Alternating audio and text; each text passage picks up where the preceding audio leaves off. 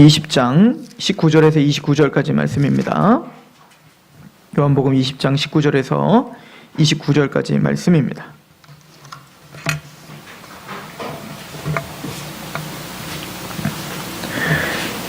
(19절부터) 봉독합니다. 제가 봉독하겠습니다. 이날 곧 안식 후 첫날 저녁 때에 제자들이 유대인들을 두려워하여 모인 곳에 문들을 닫았더니 예수께서 오사 가운데 서서 이르시되 너에게 평강이 있을지어다.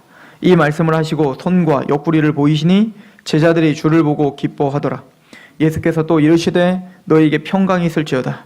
아버지께서 나를 보내신 것 같이 나도 너희를 보내노라.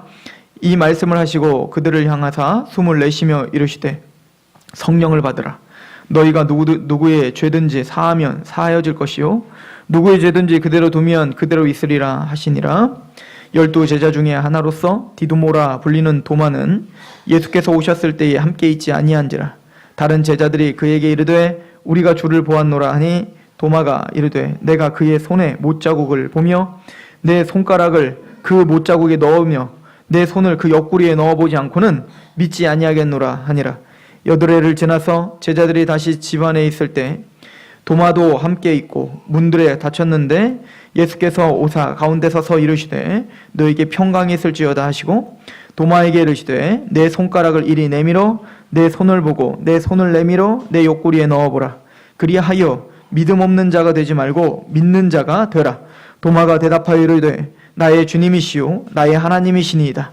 예수께서 이르시되 너는 나를 본고로 믿느냐? 보지 못하고 믿는 자들은 복되도다 하시니라. 아멘. 예수님이 십자가에 죽으시고 그 이후에 제자들은 다 두려워 떨었고 모두가 지금 상황은 예수님의 부활을 믿지 못하고 다들 모여서 문을 걸어 잠그고 그렇게 벌벌 떨고 있는 모습을 보여주고 있습니다. 예수님께서는 미리 예수님이 죽으실 거고 그리고 사흘 만에 부활하실 것에 대해서 분명히 말씀하셨지만 그 제자들은 정작 그런 상황이 정말 닥치니까 믿음 없는 행동과 믿음 없는 생각에 사로잡혀 두려워 떨고 있죠. 그게 우리의 모습이라고 했습니다. 예수님의 말씀을 하고 약속을 하고 그분과 동행하며 살아갈 때는 그것이 정말 믿어지는 것 같고 또 그것을 대해서 어떤 고난과 환난이 와도 나는 주님을 절대 떠나지 않을 것처럼 그렇게 우리의 신념이 대단했지만 막상 어떤 그런 고난과 역경이 닥치면 우리는 제자들처럼 이렇게 예수 그리스도를 온데간데 없이 믿지 못하고 벌벌 떨고 있어요. 꼭 베드로가 예수님이 무리를 걸어와라 라고 할 때 믿음으로 걷다가도 이제는 풍랑을 바라보니 거기에 너무 두려워서 예수님을 믿는 믿음이 사그러들어 풍랑 속으로 빨려 들어갔던 것처럼 우리의 믿음이 바로 그렇게 예수 그리스도의 말씀과 예수님의 능력을 의지하지 못하면 우리는 하염없이 지옥으로 떨어질 수밖에 없는 자들임을 고백하는 것입니다. 그래서 우리는 하나님의 은혜, 하나님의 견인, 하나님의 그 믿음을 보호하심이 없으면 우리는 내 믿음으로 여러분들의 구원도 우리가 흔들림 없이 지킬 수 없다라고 하는 것을 고백하는 것이 장로교 교리예요. 그래서 우리는 하나님의 전적인 은혜, 하나님의 견인 이런 것을 믿을 수밖에 없다라고 말하는 거죠. 예수님은 요한복음 17장 30절에 이미 제자들에게 말씀하셨습니다. 우리가 지금에야 주께서 모든 것을 아시고 또 사람의 물음을 기다리시지 않는 줄 아나이다. 이로써 하나님께로부터 나오심을 우리가 믿사옵나이다. 예수께서 대답하시되 이제는 너희가 믿느냐? 분명히 제자들은 믿습니다 라고 말을 했는데 지금 예수님이 돌아가신 이후에는 또 믿음 없는 모습처럼 그렇게 보이고 있죠. 게다가 예수님은 나는 당신을 믿습니다 라고 하고 있는 그 자화자찬하고 있는 자들에게 31절에 예수께서 대답하시되 이제는 너희가 믿느냐? 보라 너희가 다 각각 제 곳으로 흩어지고 나를 혼자 둘 때가 오나니 벌써 왔도다. 그러나 내가 혼자 있는 것이 아니라 아버지께서 나와 함께 계시느니라. 이것을 너희에게 이르는 것은 너희로 내 안에서 평안을 누리게 하려 함이라. 세상에서는 너희가 환난을 당하나 담대하라. 내가 세상을 이겼노라. 너희가 분명히 흩어질 때가 올 것이다. 내가 죽고 너희가 나를 떠나지 않겠다고 결정하고 장담을 했지만 그런 환난의 때에 너희는 두려워 떨어 너희는 나를 피하여 도망하는 그 일들이 반드시 일어날 것이다. 그리고 이 이야기는 이미 구약의 선지자를 통해서 예언됐던 거예요. 그 목자를 치니 양들이 흩어지리라. 이것이 뭡니까? 예수님을 치니 십자가에 죽이니 그 양들이 다 어떻게 된 거예요? 흩어져 버리는 그 모습을 예언했고 또 그 모든 것이 성취됐음을 우리는 보고 있습니다. 주님은 어찌 보면 우리에게도 동일하게 말씀하시는 것 같습니다. 우리의 믿음과 그 연약함이 얼마나 우리 자신을 믿을 수 없는지를 끊임없이 우리에게 말씀해주고 있지만 우리는 기분이 좋고 뭔가를 체험할 때에는 내가 모든 것을 다 할 수 있는 것 마냥 그렇게 떠들어대죠. 그리고는 하염없이 우리의 모든 일상적인 삶 속에서 역경과 고난 속에서는 또 무너지고 그렇게 또 참담한 모습을 보이는 그런 모습을 우린 반복적으로 우리 자신의 그 연약함을 지금 보고 살고 있는 것 같아요. 제자들은 성경을 보시면 너무 못 믿어요. 못 믿어도 이렇게 못 믿을 수가 없어요.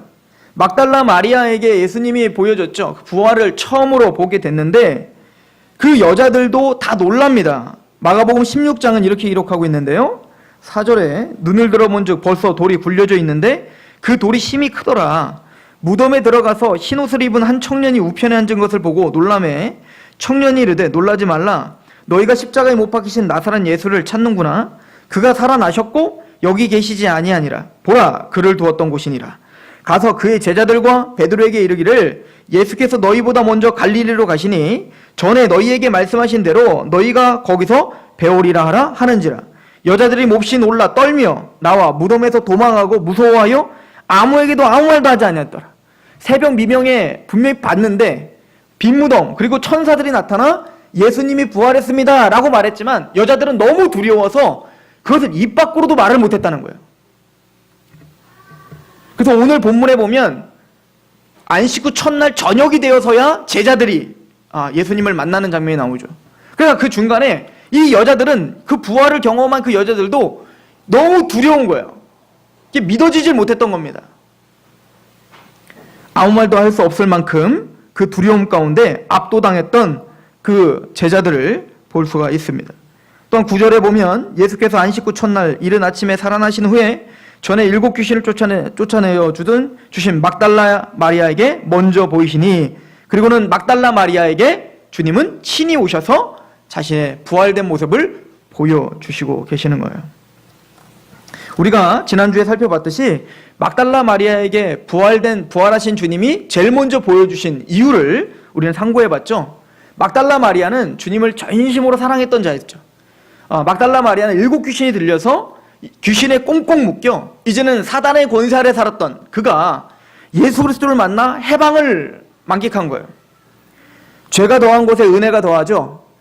마찬가지로 우리 안에 죄됨 또 우리 연약함을 깨닫고 깨달을수록 하나님의 은혜와 십자가는 저와 여러분들 안에 더 크게 느껴질 것입니다.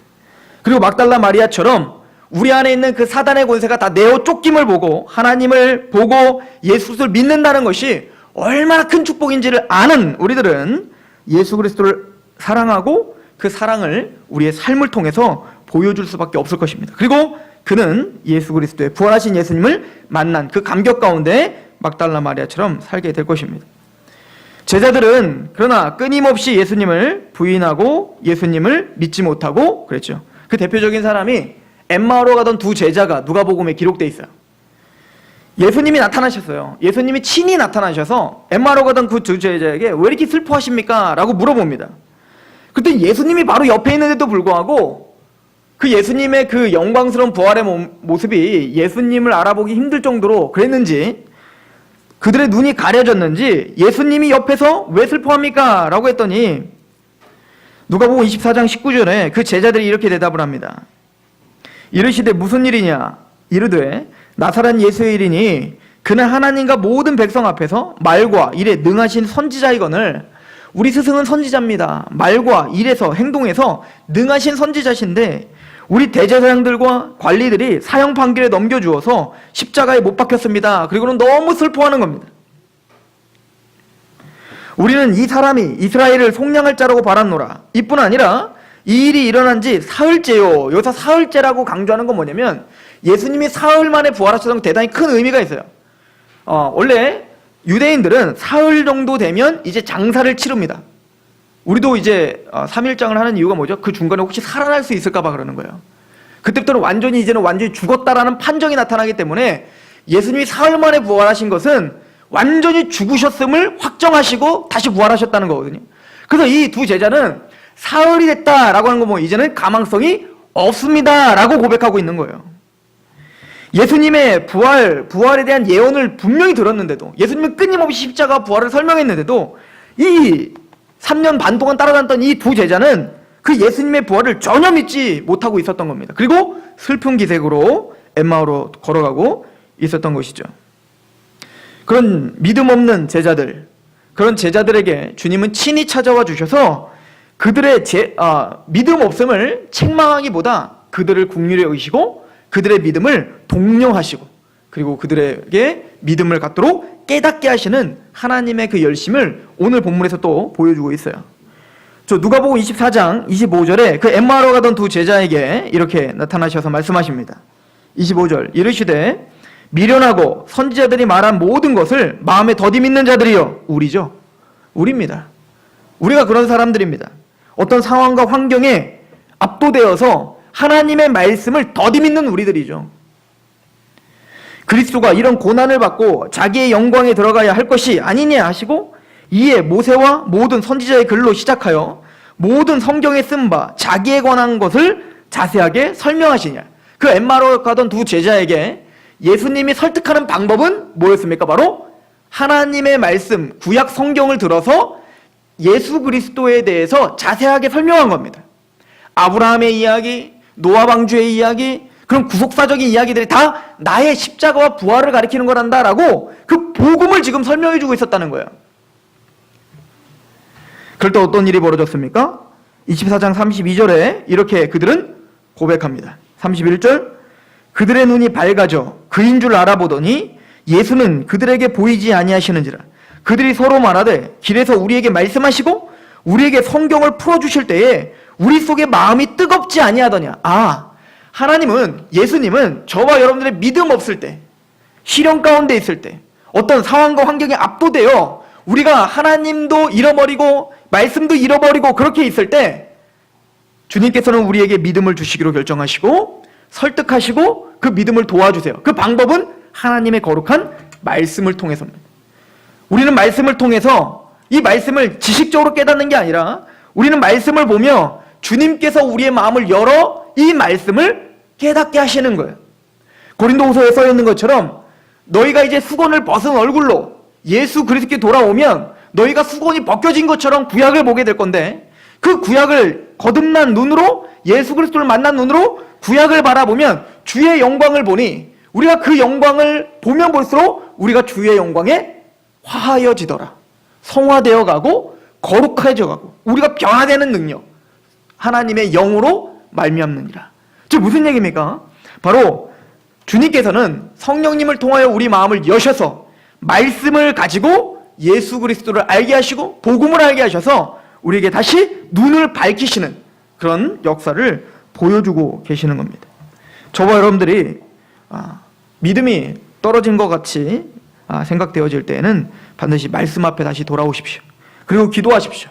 원래 성경의 원저자이신 성령님께서 주님께서 내 마음을 열어 내 눈을 밝혀서 이 말씀을 볼 때 예수 그리스도의 십자가와 부활이 보이게 하시옵소서. 하나님이 예수님을 통해서 나에게 행하셨던 그 큰 일, 그 엄청난 은혜와 그 긍휼이 다시 한번 내 마음에 인쳐지게 하시옵소서. 그럴 때 우리에게 주님께서 성경을 풀어주실 때에 우리 속의 마음이 뜨겁지 아니하더냐. 여러분들에게 다시 뜨거움이 생길 것입니다. 여러분들에게 다시 그 신앙의 회복이 생길 것입니다. 물론 저와 여러분들은 지금 이미 구원을 받은 하나님의 백성들이라는 가정하에 제가 말씀드리는 거예요. 지금 이것은 바로 거듭남에 대한 이야기를 하는 겁니다. 예수님께서는 말씀을 통하여서 말씀을 통하여 증거하셔서 거기에 주님께서 성령님이 마음을 열어 그 말씀을 인쳐주심으로 구원을 시키는 겁니다. 그리고는 그 제자들은 그 동료 제자들에게 가서 얘기했겠죠. 내가 주님을 봤다. 우리에게 성령님이 주님께서 내 마음을 열어주셨을 때 그 주님이 정말 깨달아졌다라고 하는 것이고 그분과 함께 걸어갔다라고 이야기를 했겠죠. 그러나 11제자에게 가서 그 이야기를 했지만 그 11제자들은 여전히 주님을 믿지 못했어요. 그는 드디어 주님이 나타나셨습니다. 오늘 본문에는 그냥 주님이 딱 나타나셨다라고만 써 있지만 누가복음 조금 더 구체적으로 써 있는데 주님이 그냥 뜬금없이 딱 나타나니까 그 제자들이 놀라고 무서워하였더라 라고 써 있어요. 그리고 뭐라고 하냐면 영으로 생각한지라, 즉 뭐요? 귀신으로 생각했다는 거예요. 육체가 아니라 어떤 유령과 같은 그런 영혼이 떠돌아다닌다고 생각했던 겁니다. 예수님의 영혼인가 보다 라고 생각하고 두려워했던 거예요. 예수님은 그들에게 38절에 이렇게 말합니다. 예수께서 이르시되 어찌하여 두려워하며 어찌하여 마음에 의심이 일어났느냐라고 국률한 마음으로 그들에게 다가오십니다. 그리고는 그렇게 귀신과 유령으로 보고 있는 그 제자들에게 나타나셔서 내 손과 발을 보고 나인 줄 알라 그러면서 못 박힌 그 못자국과 그 살과 피를 그들에게 보여주는 거예요. 39절에 내 손과 발을 보고 나인 줄 알라 또 나를 만져보라 영은 살과 뼈가 없으되 너희 보는 바와 같이 나는 있느니라. 나는 영이 아니라 나는 육체란다. 주님이 이런 수고까지 하셔야겠습니까? 주님이 굳이 꼭 이런 걸 보여주시고 뼈와 살을 꼭 보여주셔야 믿겠습니까?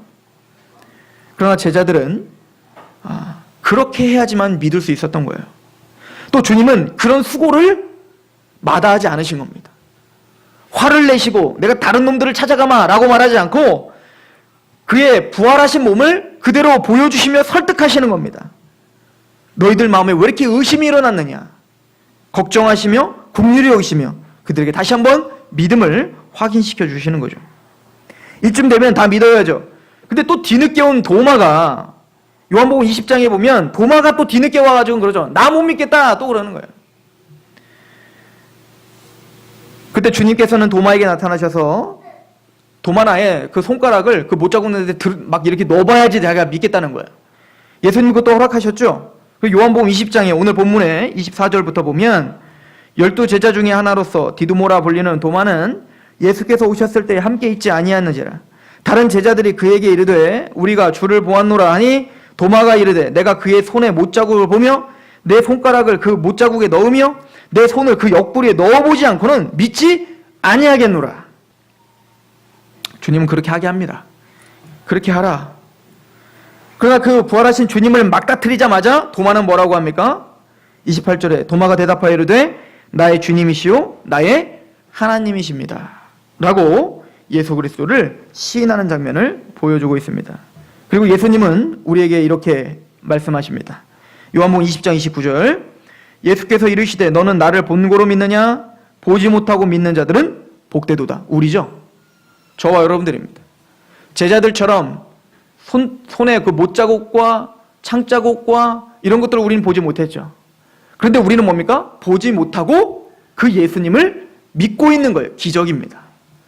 우리는 너무나 당연하듯이 지금 그 믿음을 이야기하고 있지만 그 제자들, 예수님과 3년 반 동안 따라다녔던 그 제자들도 예수님을 직접 보고 손에 손을 넣어보고 그렇게 하지만 믿음이 생기질 않았단 말이에요.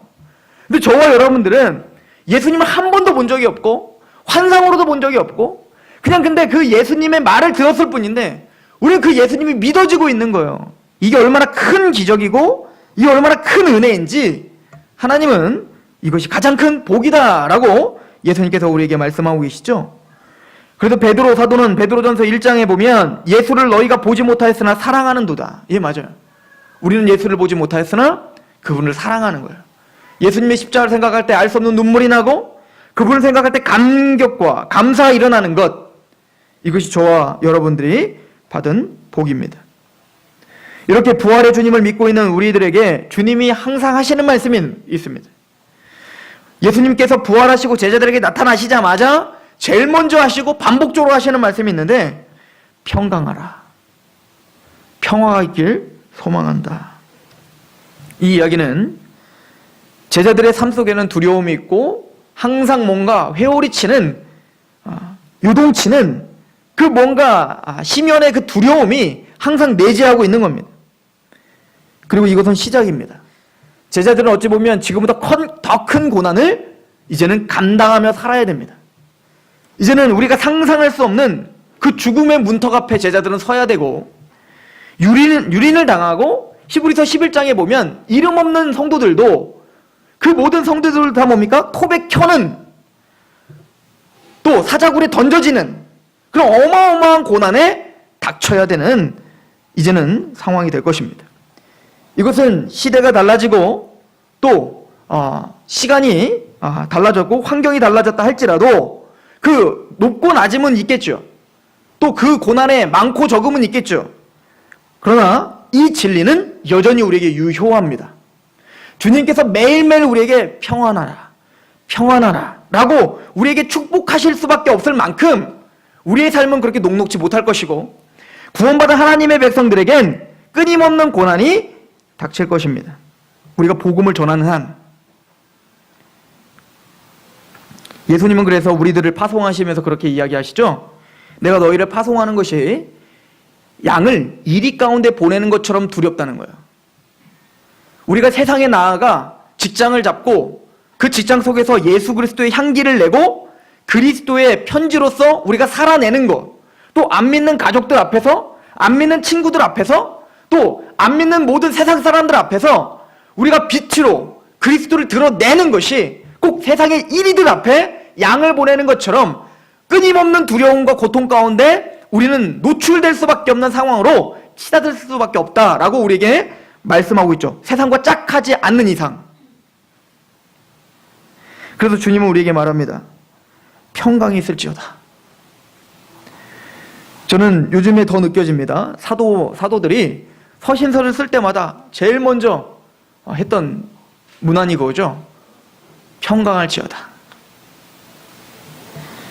저도 저와 여러분들의 가정에게 제일 요즘에 하고 싶은 이야기는 평강이 있길 소망합니다. 상황이 어떻든 우리가 관심을 갖는 건 내 환경이 변화되고 내 어떤 일이 해결되는 것이 우리의 관심사지만, 하나님은 어떤 환경과 상황에 상관없이 평강할지어다가 관심사예요.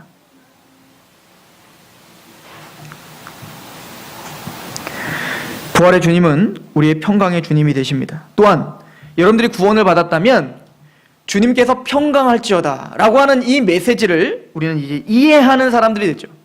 예수님이 평강할지어다 라고 말씀하시고 뭐라고 합니까? 숨을 내쉬며 뭐라고 말씀하시죠? 성령을 받으라.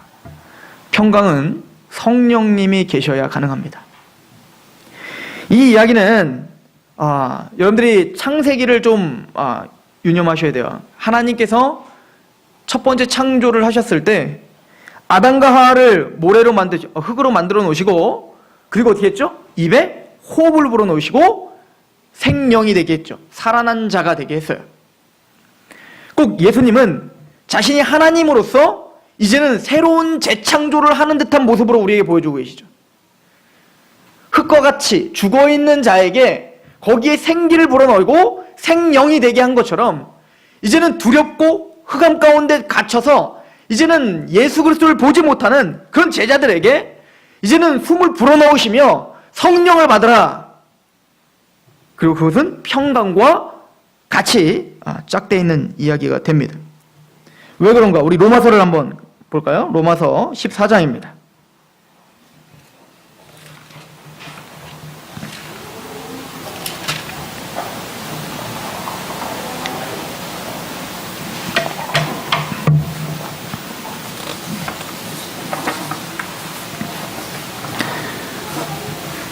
로마서 14장 17절에 그 답이 나오죠?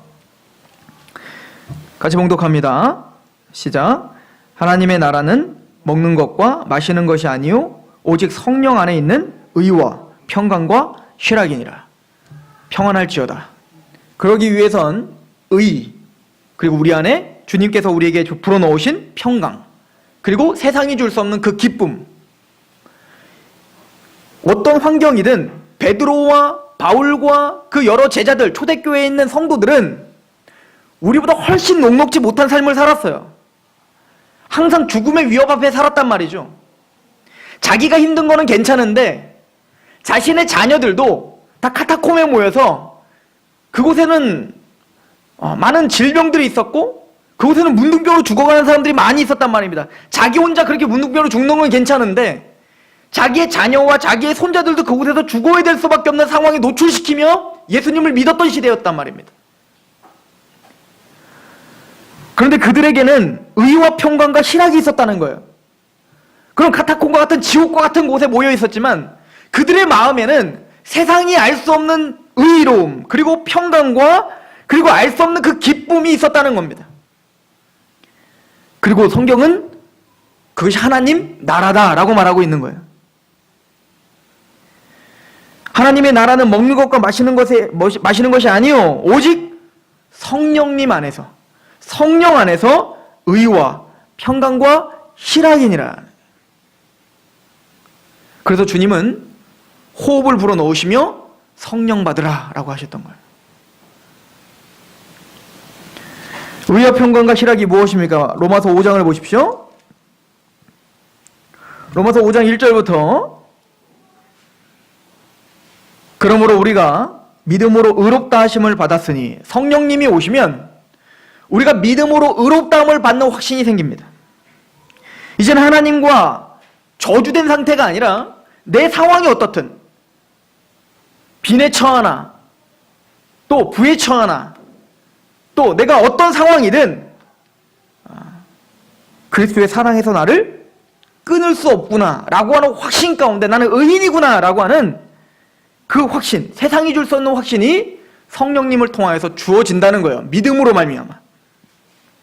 그런 자는 이제 하나님과 원수된 자가 아니요 하나님과 화평을 이룬 자다라고 믿는 자들이죠. 그래서 우리 주 예수 그리스도로 말미암아 하나님과 화평을 누리는 자. 이제는 거침이 없는 거예요. 내가 상황이 어떻든 내가 하나님의 자녀라는 데에서는 전혀 흔들림이 없는 거죠.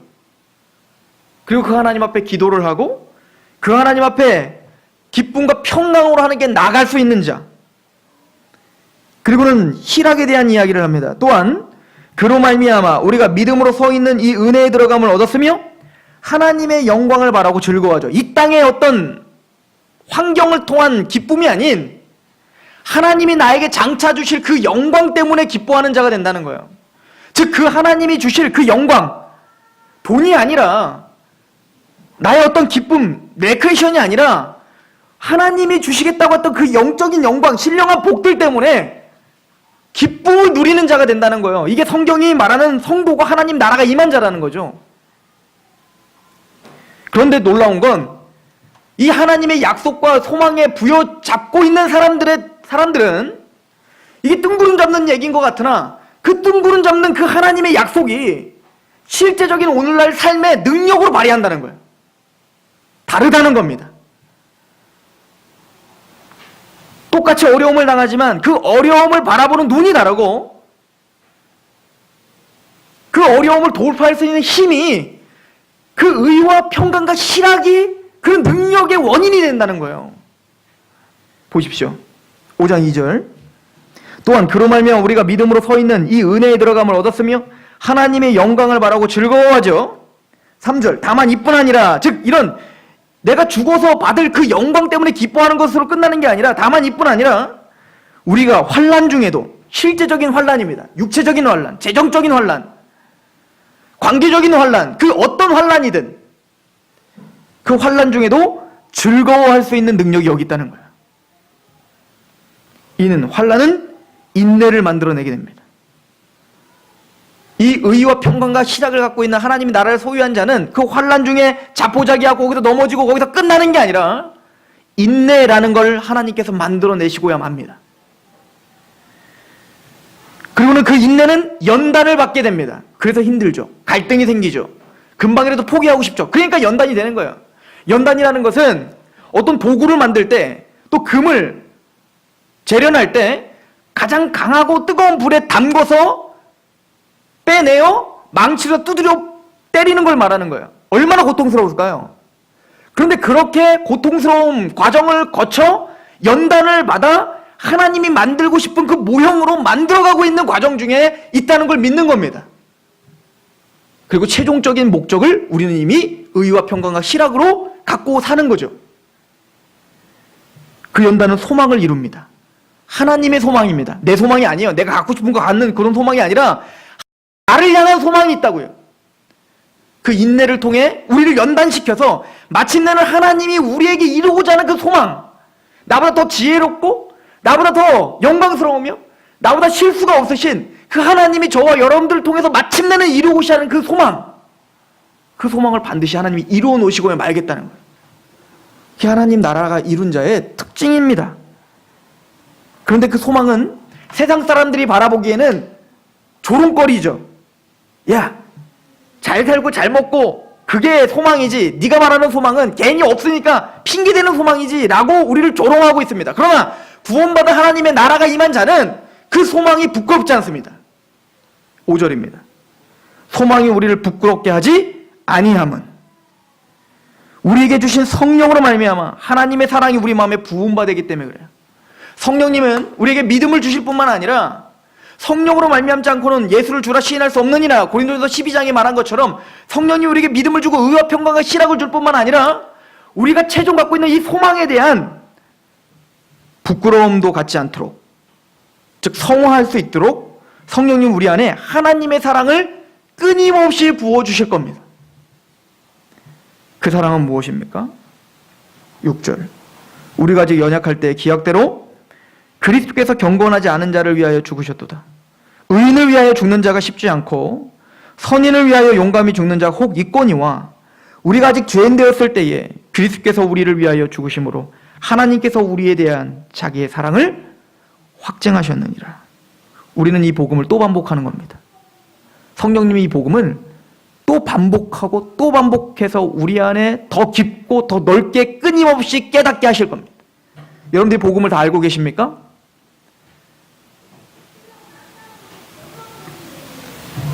그 복음은 우리가 알고 있다라고 할 때 이미 우리는 뭔가 지금 신앙적으로 문제가 있다라고 고백하는 것과 같은 거예요. 십자가의 복음은 파면 팔수록 더 은혜가 되는 거예요. 성령님은 매 순간, 매일, 매 초마다 예수님의 그 십자가의 보혈을 우리 안에서 끊임없이 증거하십니다. 다른 거 하시는 게 아니라 이거 하시는 거예요, 이거. 그래서 우리가 갖고 있는 소망이 얼마나 부끄럽지 않고 얼마나 이것이 나에게 자랑스러운지를 시간이 가면 갈수록, 연단이 되면 될수록 우리는 하나님 앞에 더 감사하는 사람들이 되는 것. 세상의 원리와는 전혀 다른 그 법칙 아래 그렇게 살고 있는 것. 이게 바로 하나님의 나라다라고 표현하고 있습니다. 요한복음 16장 12절에 그래서 예수님은 성령님을 이렇게 소개해주고 있어요. 내가 아직도 너에게 이를 것이 많으나 지금은 너희가 감당하지 못하리라. 그러나 진리의 성령이 오시면 그가 너희를 모든 진리 가운데로 인도하시리니 그가 스스로 말하지 않고 오직 들은 것을 말하며 장래 일을 너에게 알리시리라. 즉 너희가 받을 그 소망이 무엇인지 성령님이 우리에게 끊임없이 알게 하시겠다는 거예요. 그가 내 영광을 나타내리니 내 것을 가지고 너희에게 알리겠습니다. 무릇 아버지께 있는 것은 다 내 것이라. 그러므로 내가 말하기를 그가 내 것을 가지고 너희에게 알리시리라 하였노라. 이 성령님이 저와 여러분들 주장하고 있다면 그 복음이 매일매일 영화로워질 것입니다. 그 복음 때문에 우리가 갖고 있는 소망이 부끄럽지 않음을 끊임없이 고백하는 하나님의 나라들임을 증명하며 사실 것입니다.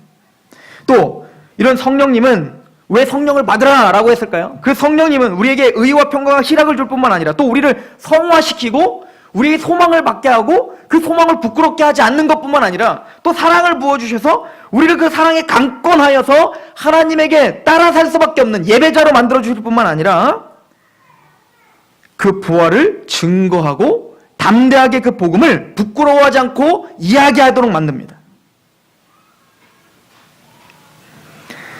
그게 바로 사도행전이죠. 드디어 예수님께서 약속하신 그 성령님이 오셨을 때 하나님의 능력으로 언어가 하나가 되어버렸어요. 그레데인과 아라비아인들, 그 사람들의 언어를 하지 못했던 사도들의 입술을 주장하셔서 갑자기 입이 꼬여서 언어를 방언을 하게 하고 그 방언으로 하나님의 큰 일을 전하게 하십니다. 사도행전 2장 11절 그레데인과 아라비아인들이라 우리가 다 우리의 각 언어로 하나님의 큰 일을 말함을 듣는도다. 하나님의 큰 일, 즉 뭡니까? 십자가 부활이에요.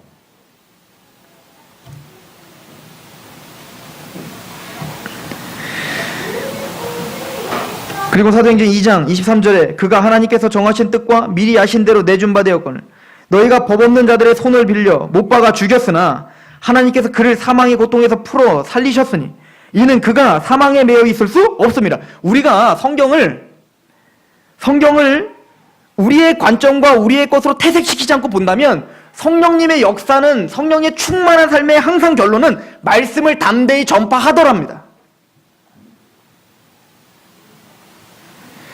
그래서 예수님도 제자들을 파송하시는 말했죠. 너희가 세상 사람들 앞에서 무슨 말을 할지 걱정하지 말아라. 두려워하지 말라. 왜? 주님의 영, 성령이 너에게 할 말을 주시겠다는 거잖아요. 성령님은 매일매일 우리가 말씀을 묵상할 때마다 십자가와 부활을 묵상케 하실 것입니다. 그 십자가가 얼마나 큰 사랑인지를, 또 우리가 얼마나 죄인인지를 끊임없이 묵상케 하실 것이고, 그렇게 묵상하면 하실수록, 말씀을 보면 보실수록 저와 여러분들은 그 사랑에 더 겨워서 이 말을 전파하지 않고는 못 배기가 되실 것입니다.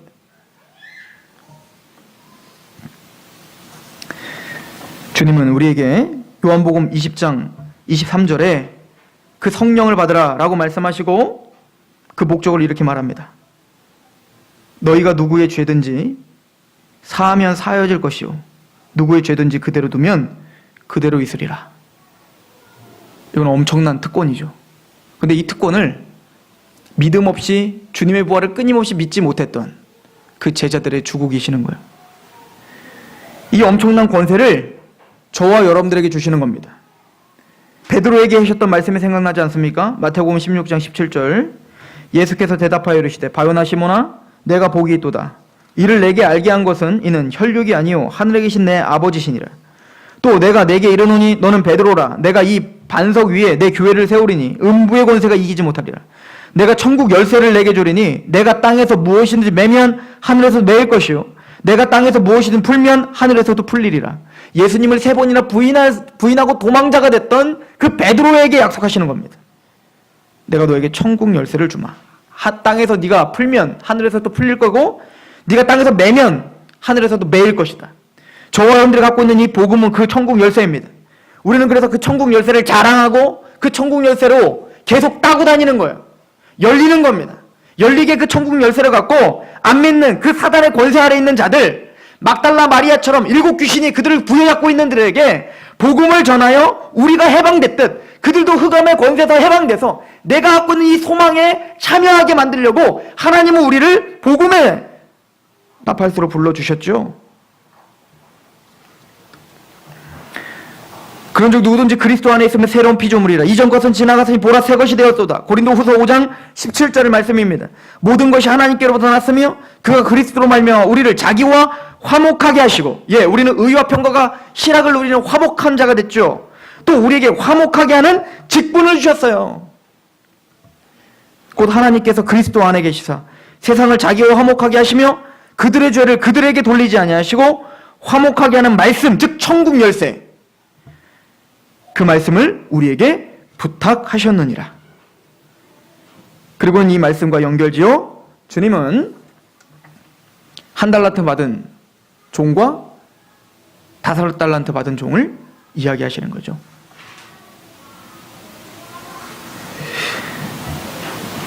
여러분들은 성령을 받으셨습니까?